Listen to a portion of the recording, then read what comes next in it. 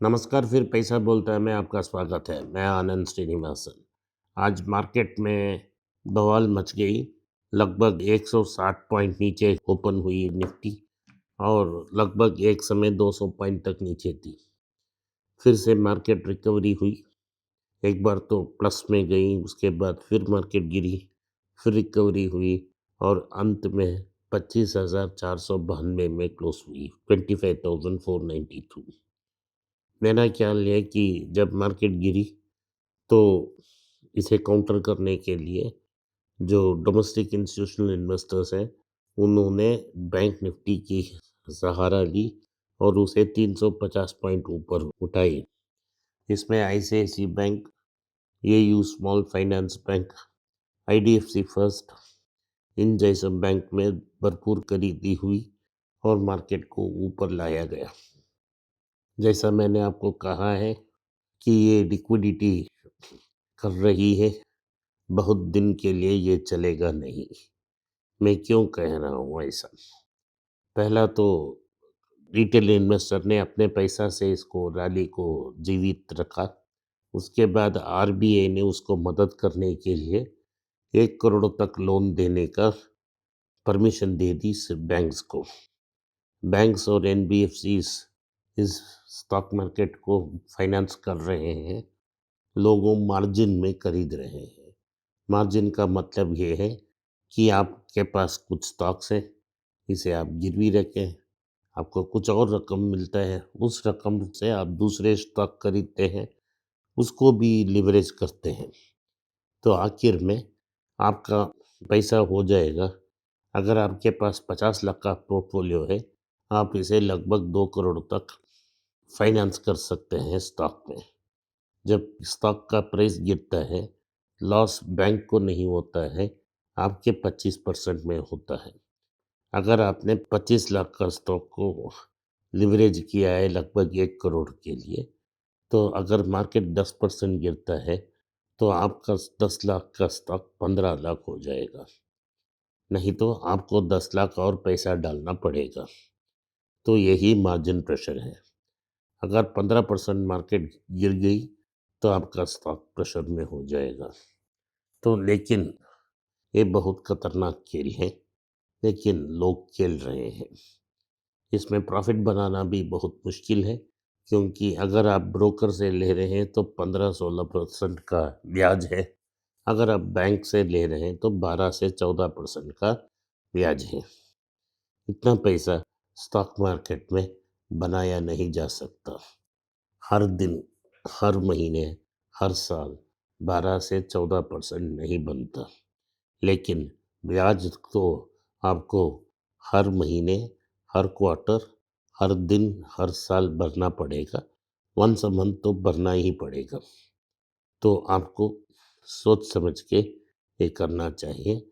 अगर आप समझदार हैं तो आप लीवरेज नहीं लेंगे।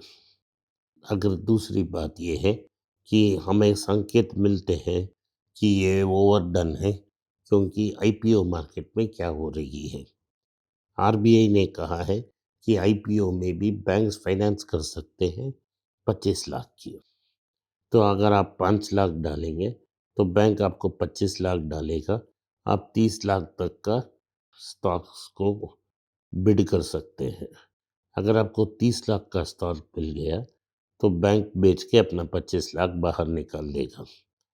लेकिन अगर नेगेटिव लिस्टिंग हुई और 10% नीचे आया स्टॉक, तो आपका मार्जिन वाइप आउट हो जाएगा।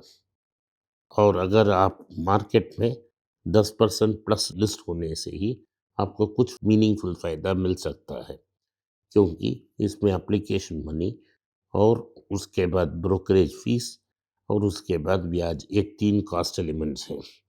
इन 3 कॉस्ट एलिमेंट्स लगभग 4-5% तक आ जाएंगे। तो अगर आपने 10% तक का प्रॉफिट में बेचा नहीं, तो आपको 5% प्रॉफिट मिलेगा। हर आईपीओ ऐसा नहीं होगा।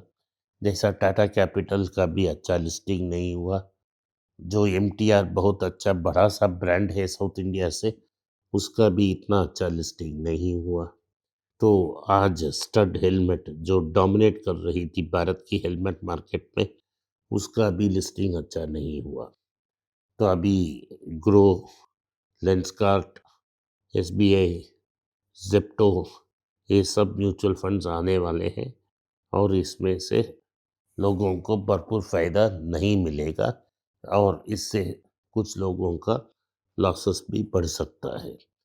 तो इसी लेवल पे मार्केट को हम एक गैम्बलिंग डेन बना चुके हैं। ये भारत की कलेक्टिव मिडिल क्लास की दोष है। तो आज की खबर भारत में देखेंगे। कल सोने का दाम ऊपर गया, आज सोने के दाम नीचे आया। कल 70 रुपया ऊपर गया, आज 50 रुपया नीचे आ गया। चांदी का प्राइस में 1-2 रुपया का इधर उधर का डिफरेंस हुआ, लेकिन जो बाइंग और सेलिंग का गैप है वो वैसा ही रहा, इसमें कोई चेंजेस नहीं था। तो अगर आप 150 के ऊपर ही खरीदे हैं तो आपको थोड़ा तो पैसा मिलेगा। इसीलिए मैंने कहा कि आप चांदी मार्केट से बाहर रहें। अभी भारत में जो कॉर्पोरेट न्यूज़ है इसके बारे में देखते हैं। एयरटेल में अपना स्टेक को कम किया, 0.8% स्टेक बेचा।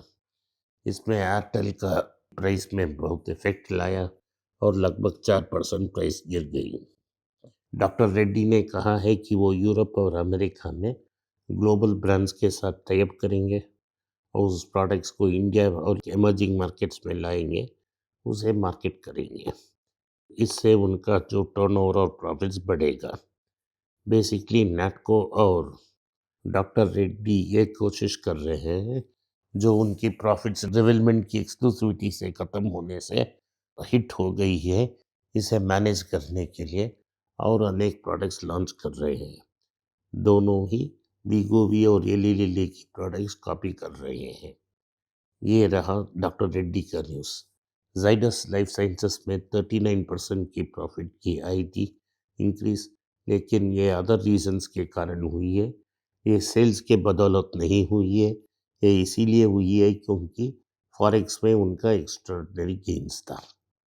टेस्ला का चीफ को $1 ट्रिलियन का पैकेज अप्रूव हो गया, लेकिन इसमें कंडीशंस बहुत स्ट्रिक्ट हैं।